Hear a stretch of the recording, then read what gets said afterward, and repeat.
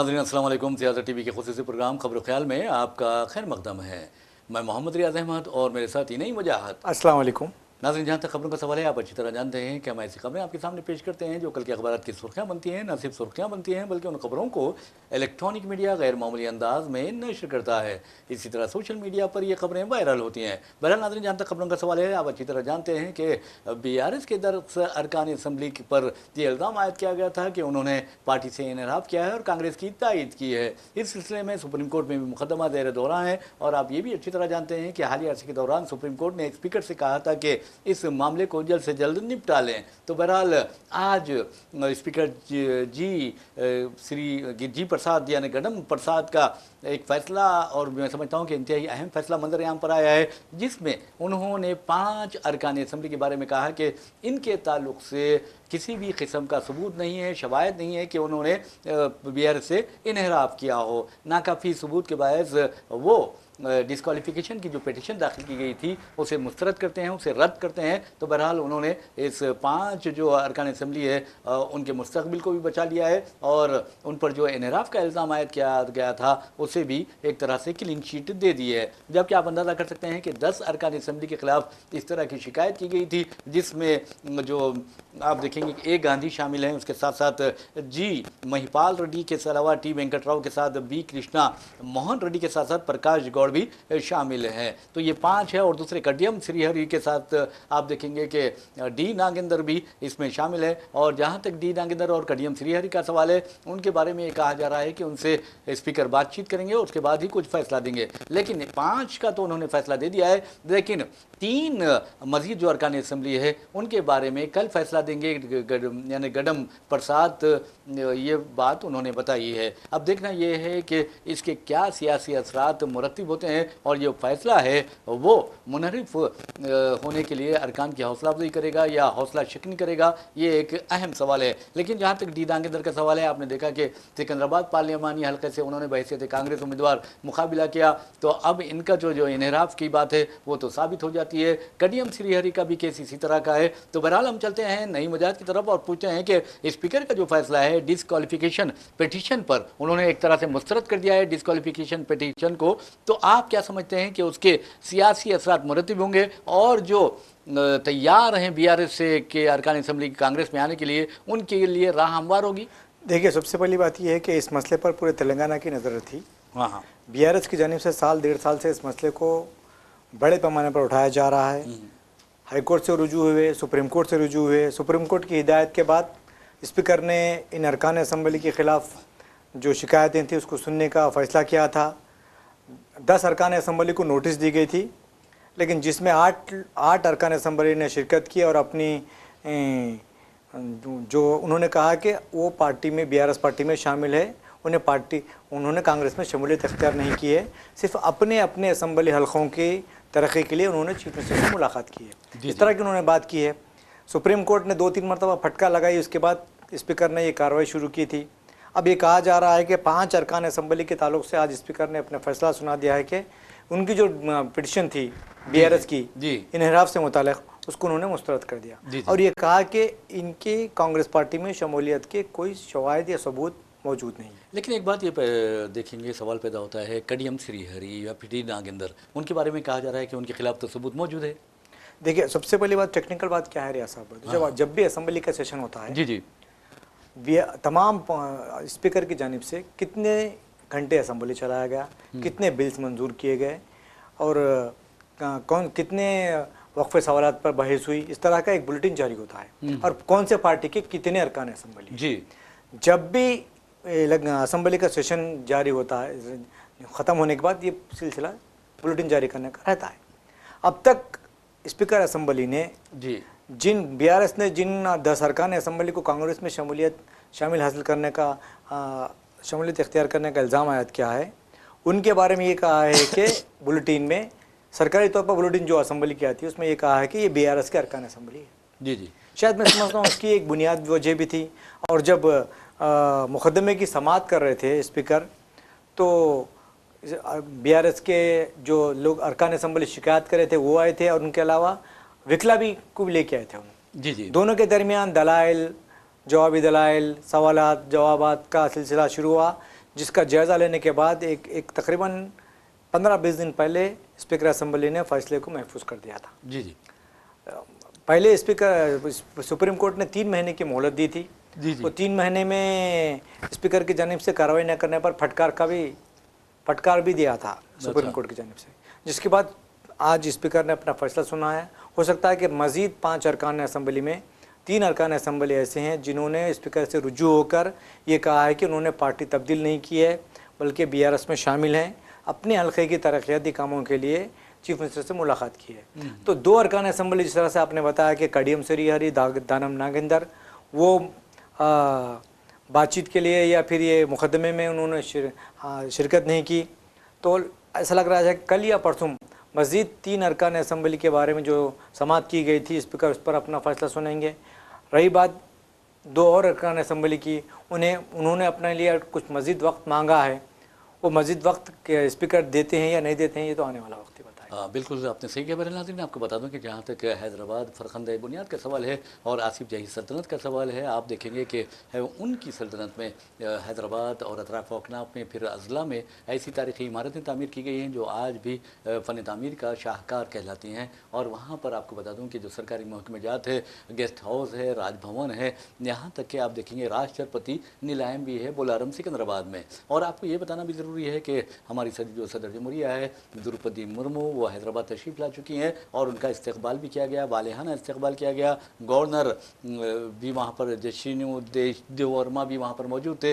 इसके अलावा deputy chief minister भट्टी विक्रमार्का, श्रीधर बाबू और सुनीता का और दूसरे ने उनका इस्तकबाल किया है। और यहाँ ये भी बता दें कि 17 दिसंबर से लेकर, यानी जो उनका क़याम है आज से लेकर 22 दिसंबर तक रहेगा और इस दौरान अतराफ अकनाफ के इलाके में ट्रैफिक तहदीदात भी आयद कर दी गई हैं। लेकिन जहाँ तक सरमाई क़यामगाह होती है यानी सदर जमहूरिया की, वो हर साल यहाँ पर क़याम करती हैं, यानी बुलारम में क़याम करती है राष्ट्रपति निलायम में। और आपको ये भी बताना ज़रूरी है कि जैसा कि मैंने आपको पहले भी बताया कि आसिफ जाही दौर में ये तामीर किया गया है। तकरीबन 1860 में निज़ाम नासिरुद्दौला ने इसे तामीर किया था और तामीर अमल में लाई थी। फिर उसके बाद वो ब्रिटिश रेसिडेंट के बन गया, यानी क़यामगाह बन गया। और उसके बाद आप देखेंगे 1948 में सुक़ूत हैदराबाद के बाद हुकूमत हिंद के तहवील में आ गया और वहाँ पर सदर जमहूरिया जो भी होते हैं हमारे, वो वहाँ पर सरमाई ये वो क़यामगाह के तौर पर उसे इस्तेमाल करते हैं। और आपको ये बता दूं कि ये कोई मामूली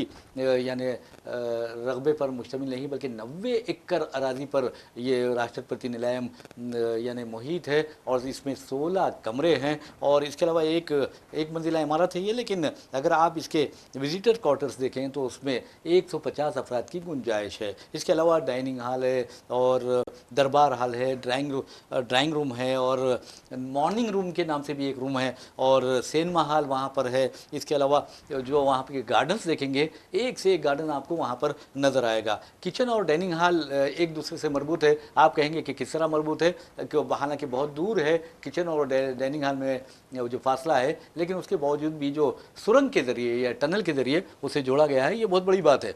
जी देखिए, मैं समझता हूँ 160 साल क़दीम जो इमारत है, मैं समझता हूँ कि ऐसी इमारतें बहुत कम होती हैं जो उस ज़माने में फ़न शाहकार कहा सकते हैं, फ़न तामीर की शाहकार बिल्कुल कहा जा सकता है। और उस ऐसी इमारतें मैं समझता हूँ कि तारीख़ी विरसा होती हैं, जी, जिसका तहफ़्फ़ुज़ ज़रूरी है। ठीक है, ऑपरेशन पोलो के बाद 1948 में ये इमारत मरकज़ी हुकूमत के तहत चले गई थी और वहाँ पर उसको राष्ट्रपति निलायम का क़याम के लिए रखा गया है। जुनूबी हिंद के दौरे पर जब भी सदर जमहूरिया आती हैं, छुट्टियाँ यहीं दिसंबर में गुजारती हैं और यहीं से वो अपने आइनी और इंतज़ामी उम्र के फ़ैसले करती हैं। उसके 5-6 दिन जो यहाँ पर उन्होंने वक्त गुजारने के लिए छुट्टियाँ मना रही हैं, साथ ही साथ जुनूबी हिंद के कई दूसरी रियासतों का भी कभी कभी दौरा करती हैं या तेलंगाना के मुख्तलिफ़ रियासतों का भी मुख्तलिफ़ अज़ला का भी दौरा करती हैं, मुख्तलिफ़ प्रोग्राम्स में शिरकत करती हैं और एट होम का भी एहतमाम करती हैं। असल आज चीफ मिनिस्टर उनका खैर मुक़द्दम करने वाले थे, लेकिन चीफ मिनिस्टर दिल्ली में थे। उनकी गैर मौजूदगी में डिप्टी चीफ मिनिस्टर और गवर्नर ने, दूसरे वज़रा ने उनका खैर मुक़द्दम किया है। मैं समझता हूँ कि ये तारीख़ी इमारतें हैं, इनकी तारीख़ के बारे में नौजवान नस्ल को वाकिफ़ करना हम सबकी ज़िम्मेदारी भी है। जी। आपने जो इस तरह कहा है कि चीफ मिनिस्टर की गौर मौजूदगी में डिप्टी चीफ मिनिस्टर ने उनका इस्तेमाल किया, गवर्नर भी वहाँ पर मौजूद थे और आईटी और इंडस्ट्री के जो मिनिस्टर हैं श्रीधर बाबू वो भी मौजूद थे। सीतक का जो आप देखेंगे कि कबाइली इलाके से मुंतखब होकर उन्हें इंचार्ज बनाया गया है। जी जी जी, पूरे सदर जमहूरिया के प्रोग्राम का उन्हें इंचार्ज बनाया गया। ये बहुत, क्योंकि वो भी कबाइली है और एक खातून है, एक खातून भी। जी जी जी जी। तो बरना सिंह एक और ख़बर की जानिब आपको लिए चलते हैं। इस खबर का ताल्लुक आपको बता दूं कि पर्दे से है, यानी हिजाब से है, बुरखे से है, और नीतीश कुमार के साथ साथ उस लड़की से भी है, यानी डॉक्टर खातून डॉक्टर है जिसने निकाब यानी पहन रखा था, निकाब ओढ़े रखा था, बुरखा पहनी हुई थी, और जिस अंदाज में नीतीश कुमार ने उनका निकाब खींचा ऐसा लग रहा था कि कोई एक गैर महज़ब वो किसी का निकाब नोच रहा है। तो बहरहाल नीतीश कुमार को ये जो कदम है या जो इक़दाम है बहुत ही महंगा पड़ा है और हर तरफ उन पर थू थू हो रही है, यानी वो काफ़ी बदनाम हो गए, उनकी छवि बिगड़ गई है। और अब तो उनके जहनी तवाज़ुन पर भी सवालात उठाए जा रहे हैं कि क्या नीतीश कुमार का जहनी तवाज़ुन बिगड़ गया है, क्या वो पागलपन का शिकार हो गए हैं, क्या वो बीजेपी जानबूझकर इस तरह के वाक़यात पर खामोश हो गई है। और ये भी सवाल किया जा रहा है कि क्या आने वाले दिनों में नीतीश कुमार को घर वापस कर दिया जाएगा और सम्राट चौधरी बिहार के चीफ मिनिस्टर बना दिए जाएंगे,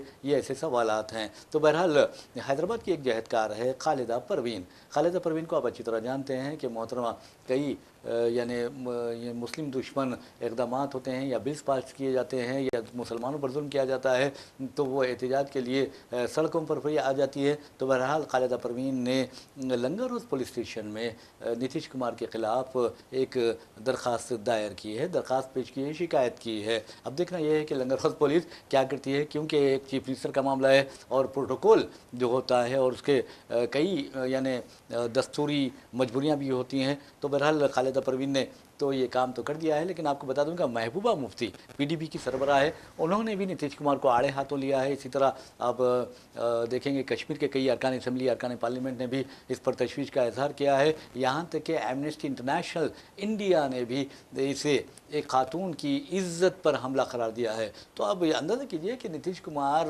मैं समझता हूँ कि वो लड़की नीतीश कुमार की पोती की बराबर होगी या नवासी की बराबर होगी, लेकिन इस तरह वो अगर नकाब खींचते हैं तो उन्होंने ये इस लड़की का नकाब नहीं खींचा, बल्कि ऐसा लगता है कि हिंदुस्तान की जमहूरियत को जो कम्युनल फोर्सेस ने यानी यरगमाल रखा है उसका निकाब खींच कर रख दिया है और ये बता दिया है कि हिंदुस्तान में किस कदर फ़िरका वारियत नफ़रत ख़ासतौर पर मुसलमानों से बढ़ती जा रही है। तो बहरहाल नईम वजह साहब आप ये बताइए कि एक तरफ आप देखेंगे कि महबूबा मुफ्ती ने ये काम किया है, दूसरी तरफ खालिदा परवीन ने ये कह दिया है कि उन्होंने दरख्वास्त भी दायर कर दी है। और तीसरी बात यह है कि सारी दुनिया में यही कहा जा रहा है कि अब इंटरनेशनल मीडिया देखेंगे तो नीतीश कुमार को बहुत ज़्यादा अहमियत के साथ शाये किया गया है और ख़ास तौर पर राखी सावंत एटम गर्ल है, उन्होंने तो बहुत अच्छी बात कही है। मैं समझता हूँ कि इसलिए अच्छी बात कही है, हालांकि वो बातें गैर महज़ब दिखाई देती हैं, लेकिन बर वक्त जिस अंदाज में उन्होंने कहा कि अच्छा ही किया है। मिसाल के तौर पर उन्होंने कहा है कि आपने एक खातून का निकाब खींचा है और ख़ातून को तौहीन की है।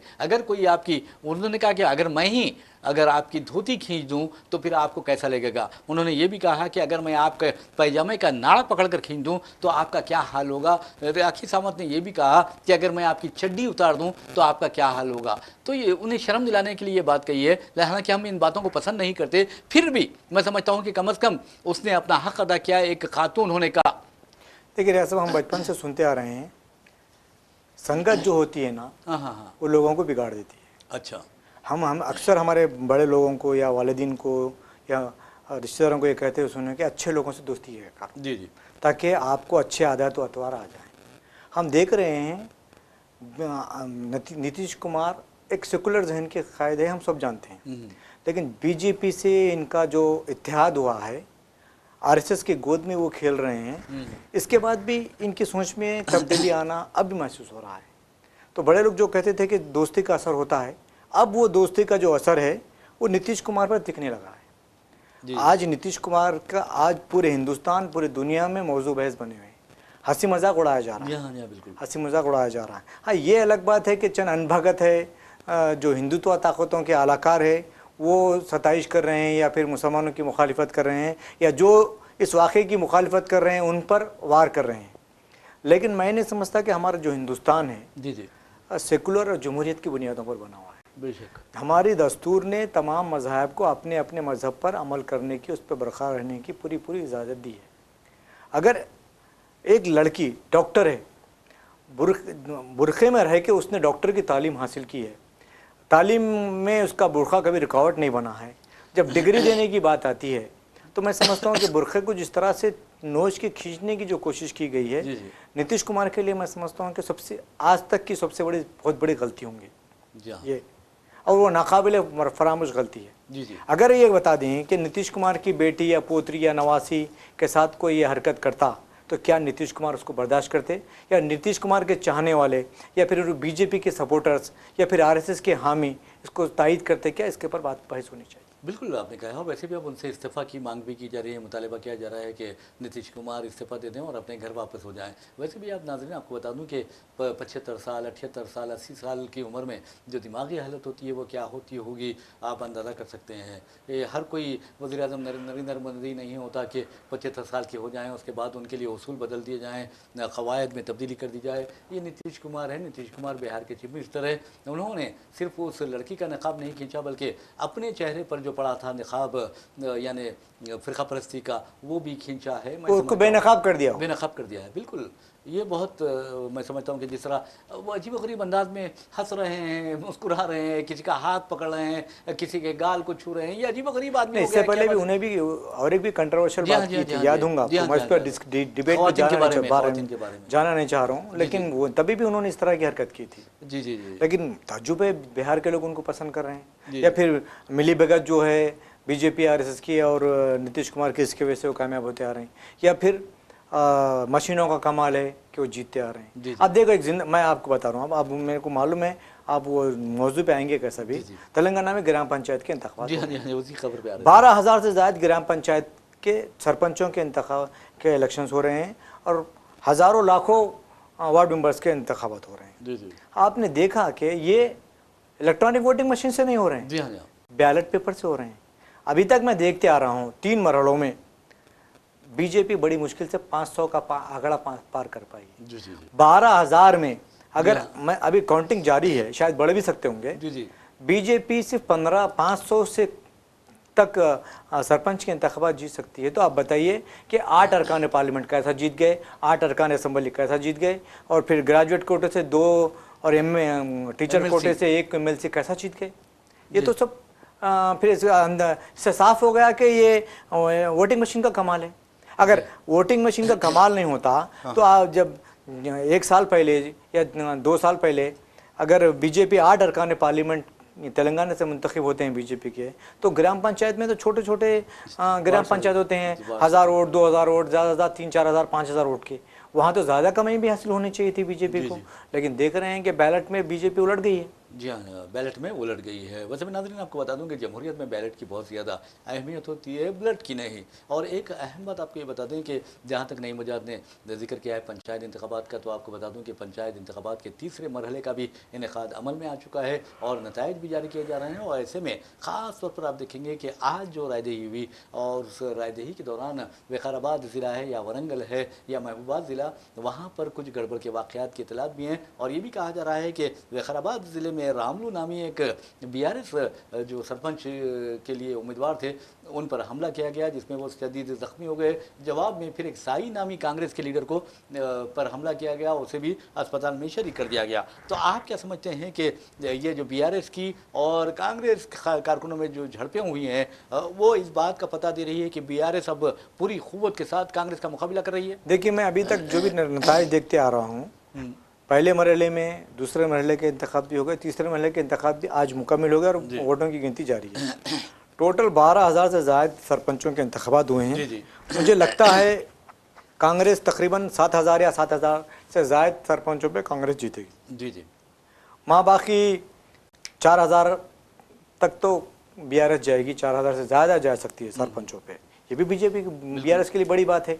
अपोजिशन में रहने के बाद बीआरएस इतने बड़े कामयाबी पे आ रही। जैसा लोग इल्ज़ाम रायत कर रहे हैं कि सरकारी मशीनरी का बेजाय इस्तेमाल किया गया, बीआरएस के कारकुनों का कत्ल किया गया या फिर उन पर हमले किए गए, इस तरह के वाक़यात आने के बावजूद भी अगर बीआरएस 4,000 के करीब भी जीतती है तो मैं समझता हूँ कि ये अच्छा इक़दाम है।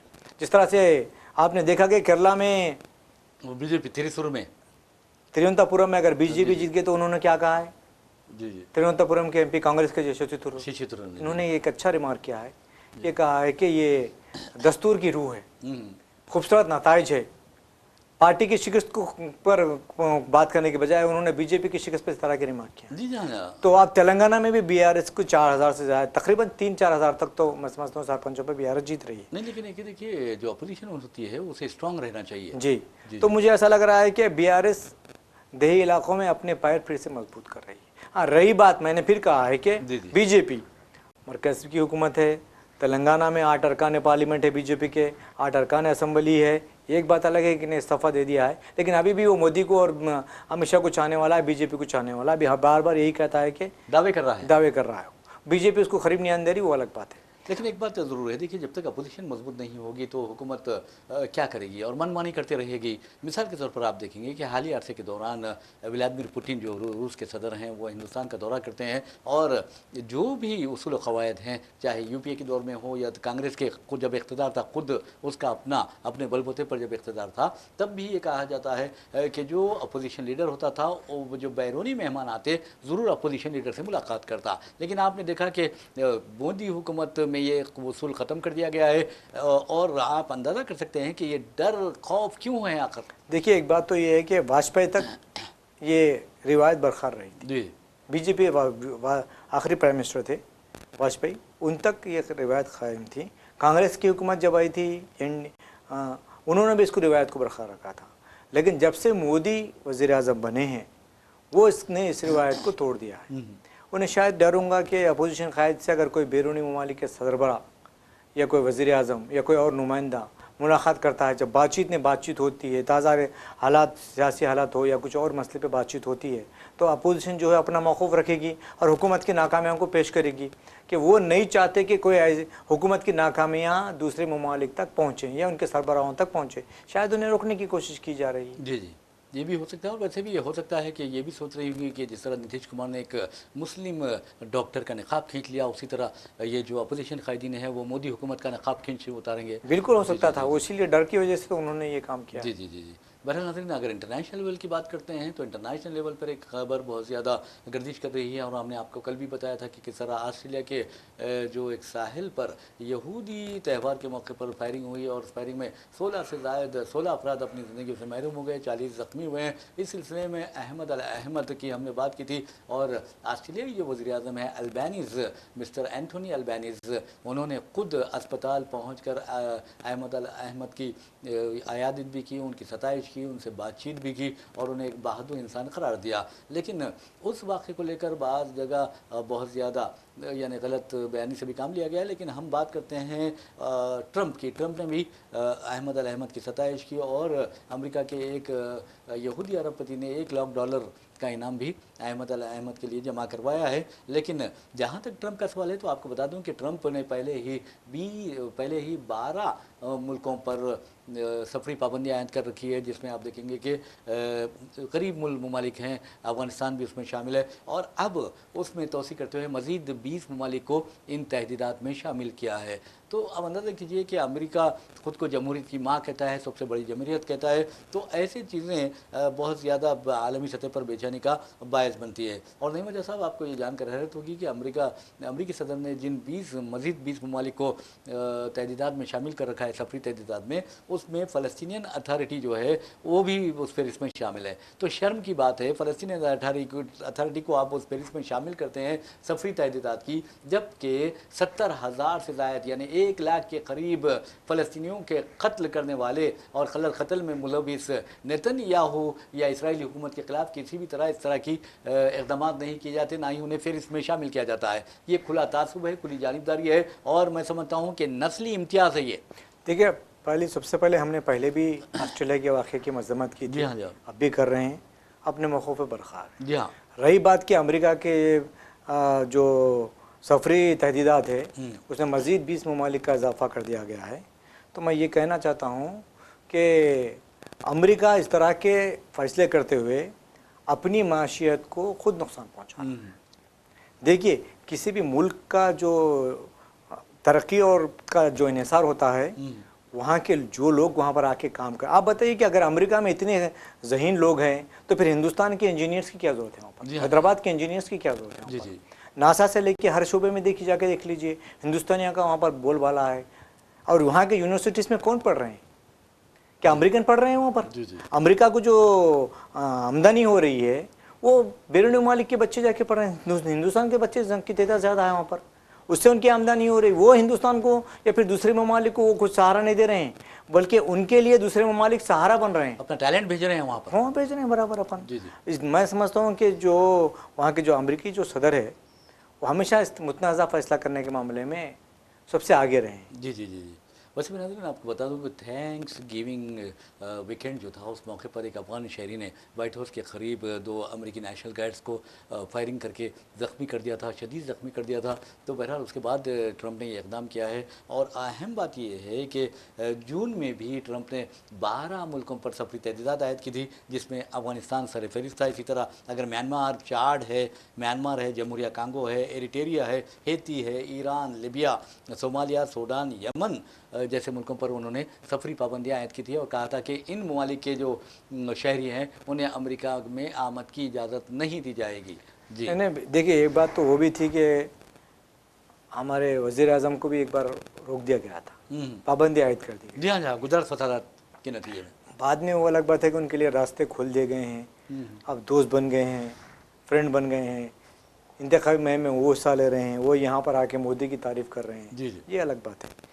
लेकिन मैं ये कहना चाहता हूँ कि अमेरिका की जानिब से जो फैसले कर रहे हैं वो मुतनाज़ा फैसले हैं।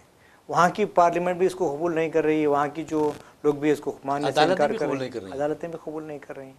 सोचना चाहिए, किसी भी मुल्क की माशियत का जो इन्हिसार होता है वो सिर्फ अपनी तरक्की से नहीं होता, बल्कि बैरूनी ममालिक से भी ताल्लुक़ात, ज़र मुबादला या फिर अशिया की लेन देन, इसका भी बड़ा असर होता है। आप देखेंगे अमेरिका जिन ममालिक पर इम्तना आयद कर रहा है उन लोगों को हथियार फरोख्त कर रहा है। बिल्कुल। शाम का देखिए, अब शाम को मुकम्मल पाबंदी आयद की है और अमेरिका में बहुत ही, अमेरिका ने जो शाम में किरदार अदा किया बहुत ही खतरनाक किरदार अदा किया। तो वो बता रहा हूँ मैं आपको, अपने हथियार इस तरह से फरोख्त कर रहा है कि वहाँ पर जब नज़र नहीं आता उसको फरोख्त करते खुद। जी हाँ, जहाँ वहाँ पाबंदी आयद करो ना भाई। इस तरह के गरीब मुल्कों को आप निशाना बना रहे हैं, मुस्लिम मुल्कों को निशाना बना रहे हैं। तो बहरहाल नाज़रीन आपको बता दूं कि जहाँ तक अमेरिकी सदर ट्रंप का सवाल है, ट्रंप के बारे में भी यही कहा जाता है कि वो भी नीतीश कुमार हैं अमेरिका के। तो बहरहाल आप अंदाज़ा कीजिए कि दोनों में किस कदर मुमासिलत पाई जाती है। उनकी बॉडी लैंग्वेज भी देखिए, खुद हमारे वज़ीर आज़म नरेंद्र मोदी के बारे में यही कहा जाता है, लेकिन हम क्योंकि वज़ीर आज़म हैं उनकी इज़्ज़त करनी चाहिए, इसलिए हम कुछ ऐसी बातें नहीं करते। लेकिन एक बात ज़रूर है कि जो 5 ममालिक पर मुकम्मल पाबंदी आयद की गई है उसमें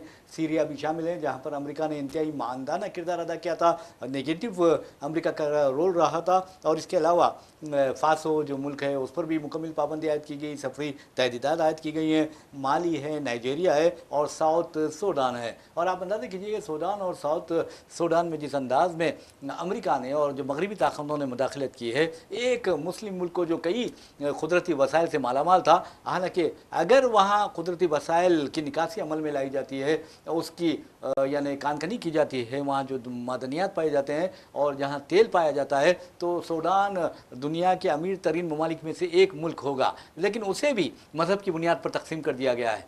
देखिए, एक सारे हिंदुस्तान में, सारे बल्कि पूरे वर्ल्ड में मुसलमानों के ख़िलाफ़ एक फोबिया हो गया है। जी जी, जो भी जहाँ भी वाक़या पेश आता है मुसलमानों से जोड़ दिया जाता है, साथ ही साथ हैदराबाद से उसको लिंक कर दिया जाता है। अक्सर हो जाता है। हमने देखा कि हैदराबाद का भी एक एमएलए है, हवाई मुंतखब नुमाइंदा, वो कह रहा है कि पुराने शहर में कार्टन सर्च किया जाए। जी जी, सबसे पहले इंसानियत का दुश्मन जो है वो नहीं है जी जी, जो ये मुतालबा कर रहा है। जी जी, इसकी वजह से शहर में दंगे फसाद, बेचैनी पैदा होती है, हिजानी कैफियत पैदा होती है उसके बयानात से। लेकिन ताज्जुब की बात है, तेलंगाना में जो हुकूमत है या फिर जो पुलिस है उसके खिलाफ कोई कार्रवाई नहीं करती। जी जी जी, ये बात भी है। और मुकदमा जो बनाए जाते हैं बिल्कुल कमज़ोर बनाए जाते हैं। ये इस बात पर बहुत गौर करने की ज़रूरत है और पुलिस को भी अकाउंटेबल बनाना चाहिए, जवाबदेह बनाना चाहिए। देखिए रियासत गौरव का बताऊँ आपको, मैं गुज़श्ता 15 दिन से नज़र रखा हूँ हैदराबाद के 3 पुलिस कमिश्नरेट के हदूद में तकरीबन 10 या 11 मर्डर हुए हैं। ये तशवीश की बात है, बिल्कुल तशवीश की बात है। एक शहर में जो पूरा मन शहर कहलाता है। जी जी, 10-15 दिन में आपके क्या अगर 11 मर्डर हो रहे हैं, 10-11 मर्डर हो रहे हैं, तो फिर पुलिस क्या कर रही है, हुकूमत क्या कर रही है, लॉ एंड ऑर्डर कहाँ चला गया है? इस पर गौर करने की ज़रूरत है। जी हाँ। अब थोड़े दिन में देखिए, आज 17 दिसंबर है, मैं समझता हूँ 25 या 26 दिसंबर को पुलिस कमिश्नर या फिर डीजीपी एक प्रेस कॉन्फ्रेंस लेते हैं और सालाना रिपोर्ट पेश करते हैं, क्राइम में कमी आई है, मर्डर्स में कमी आई है, चोरी में कमी आई है, आईटी में वो हुआ है, ऐसा अपने आप को पेश करते हैं कि बहुत बड़ा कारनामा हुआ है। अरे आप बताइए कि 10-11 मर्डर हुए हैं, इसके ऊपर क्या कोई आला सतह इजलास मुनक़िद हुआ है? क्या डीजीपी ने कोई आला सतह इजलास मुनक़िद किया है, कोई हिदायतें जारी की है? क्या कमिश्नर पुलिस ने कोई हिदायत जारी की है? या तीनों कमिश्नर पुलिस कमिश्नरेट का कोई एक इजलास मुनक़िद किया गया है? इस पर कुछ भी नहीं किया गया है। आपको बता दूं कि वज़ारत दाखिला चीफ मिनिस्टर का ख़लमदान चीफ मिनिस्टर के पास है। जी हाँ। चीफ मिनिस्टर की भी जिम्मेदारी बनती है कि वो देखें कि तेलंगाना का हेडक्वार्टर हैदराबाद में इस तरह के वाक़यात पेश आ रहे हैं, तो इस पर कंट्रोल करना पुलिस की जिम्मेदारी है। जी हाँ, आप अंदाज़ा कीजिए कि मैं समझता हूँ कि अगर आप हिंदुस्तान की रियासतों का जायज़ा लेंगे तो हैदराबाद में सबसे ज़्यादा सीसीटीवी कैमरास हैं। जी। इसके अलावा अगर आप ये देखेंगे कि कमांड कंट्रोल जो यानी सेंटर है, हाँ, वो हैदराबाद का अगर बिल्कुल देखेंगे तो मैं समझता हूँ असली कि किसी यूरोपियन कंट्री की तरह जी हाँ, है। बिल्कुल। उसके बावजूद भी अगर मर्डर्स हो रहे हैं तो ये क्या हो रहा है समझ नहीं आ रहा। नहीं, वजह मैं यही कहना चाह रहा हूँ कि इस तरह के वाक़यात जो हो रहे हैं उस पर पुलिस क्या कर रही है, पब्लिक जानना चाहती है। हम देख रहे हैं कि अगर कोई ट्रैफिक चालानात की खिलाफ वर्जी करता है तो पुलिस उन्हें पकड़ रही है, मार पीट रही है, उनके खिलाफ चालानात आयद कर रही है। ठीक है, कीजिए, लेकिन जो जराइम में इजाफा हो रहा है उसकी रोकथाम के लिए क्या किया जा रहा है, इस पर गौर करने की ज़रूरत है।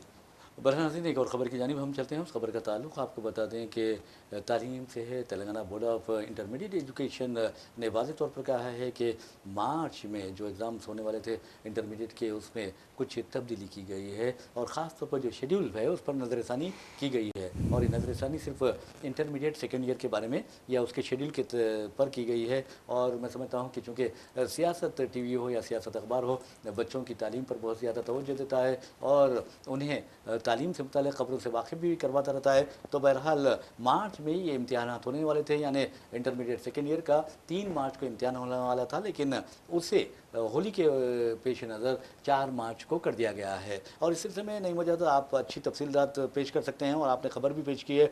तो मैथ्स पेपर सेकेंड जो ए है और बॉटनी पेपर सेकेंड है और पॉलिटिकल साइंस पेपर सेकेंड जो है, ये 3 पेपर 3 मार्च को होने वाले थे, तो उसे 4 मार्च को कर दिया गया है। देखिए, मैं समझता हूँ कि इस तरह के अगर कोई अहम दिन आते हैं तो उस पर शेड्यूल पर नज़रसानी करने में कोई बुरा ही नहीं है, कर देना चाहिए। मगर साथ ही साथ ये जहन नशीन कर लेना चाहिए कि इस शेड्यूल की तब्दीली से तलबा के पढ़ाई पे कोई असर ना पड़े। तो क्या एसएससी के शेड्यूल पर भी तब्दीली होगी, क्योंकि 14 मार्च से आगाज़ हो रहा है? जी, अभी तो हुकूमत की तरफ से सरकारी तौर पर कोई ऐलान नहीं आया है, लेकिन एक बात ये आई है कि तेलंगाना में 2 बोर्ड है। अच्छा, एसएससी बोर्ड और इंटरमीडिएट। जी जी, दोनों को एक जगह जम करने की बात की जाए। जी जी, प्राइमरी अपर प्राइमरी से जो 5th 6th तक जो है वो अलग क्लास, वो अलग है, शोभा है, फिर 10वीं तक अलग है, फिर इंटर का अलग है, तो वो सबको एक ही बोर्ड के तहत लाने की कोशिश की जा रही है। जी जी जी, मैं समझता हूँ कि जो तालीमी इस्लाहात की जा रही हैं इसके तेलंगाना में बहुत ज़्यादा असरात आएंगे। पूरे हिंदुस्तान में 7 रियासतें ऐसी हैं जहाँ पर एसएससी बोर्ड और इंटर अलग अलग है। जी जी जी, बाकी के कार्रवाई की जा रही है। कल चीफ मिनिस्टर ने दिल्ली में हमारे वज़ीर फाइनेंस निर्मला सीतारमण से उन्होंने मुलाकात की है। एजुकेशन जैसा यहाँ पर इंटीग्रेटेड स्कूल्स को डेवलप करने की जो बातचीत की जा रही है, तालीमी इस्लाहात पर बातचीत की जा रही है। चीफ मिनिस्टर ने उन्हें एक प्रपोजल पेश किया है 30,000 करोड़ रुपये का। यहाँ पर 105 असम्बली हलकों में इंटीग्रेटेड स्कूल्स कायम किए जाएंगे, जहाँ पर 250 से ज़ायद बच्चों को मुफ्त ख़ियाम, ताम और मियारी तालीम दी जाएगी। इस तरह की उन्होंने बातचीत की है। ये सारे निज़ाम के लिए 30,000 करोड़ रुपए के खर्च की ज़रूरत है। उन्होंने निर्मला सीतारामन से अपील की है कि जो 30,000 करोड़ रुपए का खर्च लिया जा रहा है, इसको FRBM के हदूद से इस्तना दिया जाए। जी, तो निर्मला सीतारामन ने मुस्बित रद्दमल का इजहार किया है, करते हुए कहा कि आपकी जो तजावीज़ है वो आप मरकज़ को रवाना कर दीजिए, हम उस पर संजीदगी से गौर करेंगे। लेकिन मुझे नहीं लगता कि मरकज़ी हुकूमत इस पर संजीदगी से गौर करेगी। हाँ, क्योंकि अपोजिशन जमात है यहाँ पर हुक्मरान। तो बहरहाल नाज़रीन, आपको बता दूं कि जहाँ तक हमने आपको बताया नीतीश कुमार के बारे में बताया कि उन्होंने किस तरह की हरकत की है, और शायद नीतीश कुमार अब अपनी उस हरकत पर नादिम भी होंगे, और अगर वो माफ़ी चाह लेते हैं तो बहुत अच्छी बात है, क्योंकि जो इंसान गलती तस्लीम करता है वो अच्छा इंसान होता है, और जो हरदर्मी का मुजाहरा करता है अपनी गलती के बावजूद, वो इंसान अच्छा इंसान नहीं कहलाता। वैसे भी मीडिया रिपोर्ट्स में अब एक खबर आ रही है, और वो खबर ये है कि हमारे खालिदा परवीन के बारे में, जैसा कि हमने बताया कि वो उन्होंने लंगर हाउस में नीतीश कुमार के खिलाफ शिकायत दर्ज करवाई। उससे पहले ही मुनव्वर राना, आपको मालूम है उर्दू शायरी का ये बहुत बड़ा नाम है, मरहूम मुनव्वर राना की बेटी सुमैया राना ने लखनऊ में आप देखेंगे नीतीश कुमार के खिलाफ मुकदमा उन्होंने दर्ज करवाया है। दूसरी तरफ जैसा कि मैंने कहा है कि एमनेस्टी इंटरनेशनल इंडिया ने वाज़ेह तौर पर कहा है कि किसी अवामी ओहदेदार की जानिब से इस तरह की गिरीवी हरकत जो है वो आप अंदाज़ा कीजिए किसी खातून की इज़्ज़त पर और उसकी शिनाख्त और शख्सी आज़ादी पर संगीन हमला है। इस तरह की बात एमनेस्टी इंटरनेशनल ने ये बात कही है। तो आप अंदाज़ा कीजिए कि आज ज़रूरत इस बात की है कि मुनव्वर राना की बेटी सुमैया राना हो या फिर खालिदा परवीन हो, मोहतरमा खालिदा परवीन हो, उनके साथ साथ जो हमारी गैर मुस्लिम बहनें हैं उनकी जानिब से भी इस तरह की अगर शिकायतें दर्ज करवाई जाती हैं, मुकदमा दर्ज करवाए जाते हैं, तो एक अच्छा मैसेज जाएगा। बिल्कुल आप सच कहा। मैं ये कहना चाहता हूँ कि वाक़या गुजर के 2 दिन हो चुके हैं। जी जी, नीतीश कुमार को इस पर वजाहत करनी चाहिए थी। जी जी, वो वजाहत नहीं कर रहे हैं, तो इसका मतलब ये है कि वो ये समझ रहे हैं कि उन्होंने जो काम किया है वो दुरुस्त है। जी जी, उन्हें किसी की शर्मिंदगी नहीं है। अगर आप देख रहे हैं कि पूरे हिंदुस्तान में और हिंदुस्तान के बाहर भी इस वाक़े की मजम्मत हो रही है, मुखालिफत हो रही है, तो मैं समझता हूँ कि चीफ मिनिस्टर की जिम्मेदारी थी, जी जी, अखलाकी फ़र्ज था। वो ये कहते हैं वजाहत कर देना था उनको, लेकिन आज तक वो वजाहत नहीं करे। इसका मतलब ये है कि वो हठधर्मी पे उतरे हुए हैं और ये कह रहे हैं कि ये तो ऐसा लग रहा है कि ये तो इब्तिदा है और आगे देखिए होता है। होता है क्या, सही बात कह है। बहरहाल आगे क्या होता है, आगे ऑक्शन होता है, बोली लगाई जाती है और फिर अरकान असेंबली को ख़रीद लिया जाता है, और फिर आप देखेंगे कि उन जेडीयू की हुकूमत गिर जाएगी, बीजेपी का चीफ मिनिस्टर बन जाएगा, और ये 2-4 महीने में होने वाला है। इस तरह के आसार हमें दिखाई भी दे रहे हैं। लेकिन जब ऑक्शन की बात करते हैं तो हम आपको लिए चलते हैं अबू धाबी। अबू धाबी आप देखेंगे कि मुत्तहदा अरब इमारात का दारुल हुकूमत है, और वहाँ पर IPL का एक्शन हुआ है और उसका सिलसिला भी जारी है। लेकिन सबसे ज़्यादा जो बोली लगाई गई है इस मरतबा कैमरून ग्रीन पर लगाई गई है, और तकरीबन 25 करोड़ 20 लाख रुपए में ये से कोलकाता नाइट राइडर्स ने ख़रीद लिया है, यानी उनकी बोली लगाई गई है। इससे पहले नहीं मुझे साहब आपको बता दूं कि जारिया साल ही यानी इब्तिदा में जब IPL की बोली लगाई गई थी, ऋषभ पंत को लखनऊ जायंट्स ने ख़रीदा था, और आप देखेंगे 27 करोड़ रुपए में ख़रीदा था, और उसके सेकंड नंबर पे उसी साल श्रेयस अय्यर जो है उनको पंजाब यानी लीग्स ने 26 करोड़ 75 लाख रुपए में ख़रीदा था। और ये भी कहा जा रहा है कि अगर ये जो ग्रीन है, कैमरून ग्रीन है, उन्हें मज़ीद 18 करोड़ रुपए BCCI की जानिब से दिया जाएगा, क्योंकि ये लोगों की सैलरी होती है बैरूनी खिलाड़ियों के लिए। अच्छा, देखिए आपने श्रेयस अय्यर की बातचीत की थी।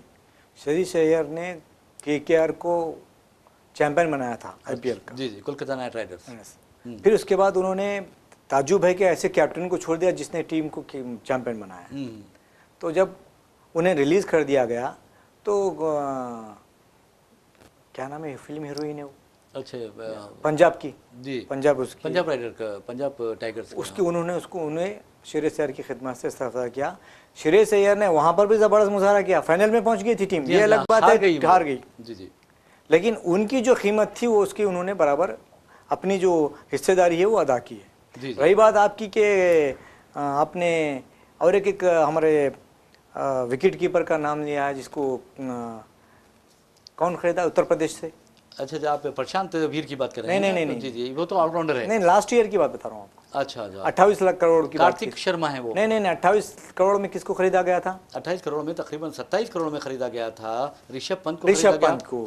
ऋषभ पंत जख्मी होने के बाद लौट आए थे, इसलिए उन्हें वो रकम दी गई। लेकिन जिस तरह से श्रेयस अय्यर ने अपना मुजाहरा की पेश किया है, उस तरह का मुजाहरा पेश करने में वो नाकाम रहे। जैसा कि आपने कहा है कि जिस अंदाज में श्रेयस अय्यर को पंजाब यानी किंग्स ने 26 करोड़ 75 लाख में खरीदा था, ये बहुत बड़ी बात है। ऋषभ पंत वो मुकाम नहीं कर सके जो श्रेयस अय्यर ने किया है। अब रही बात कैमरन ग्रीन की, आपने बात की है, कैमरन ग्रीन का गुज़िश्ता साल का जो सीज़न था बहुत अच्छा गुजरा है।